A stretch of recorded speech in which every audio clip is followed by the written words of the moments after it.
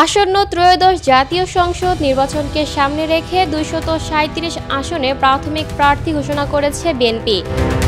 তবে দীর্ঘদিনের মিত্রদের নাম অনুপস্থিত থাকায় ধারণা করা হচ্ছে বাকি ৬৩ আসন জোট ও শরিকদের জন্য খালি রাখা হয়েছে।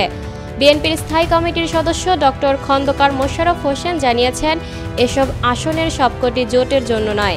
কিছু আসনে একাধিক শক্তিশালী প্রার্থী থাকায় সিদ্ধান্ত এখনও চূড়ান্ত হয়নি। দলীয় সূত্রে জানা গেছে, যুগপৎ আন্দোলনের শরিকদের জন্য প্রায় ২৫ থেকে ৩০টি আসন ছাড়তে পারে বিএনপি। এছাড়া নতুন রাজনৈতিক দল এনসিপি জোটে যোগ দিলে তাদের জন্য আরও প্রায় ১০টি আসন ছাড়ার সম্ভাবনা রয়েছে। তবে নির্বাচন আইনের কারণে শরিকরা বিএনপির প্রতীকে নয়, নিজ নিজ প্রতীকে লড়বেন।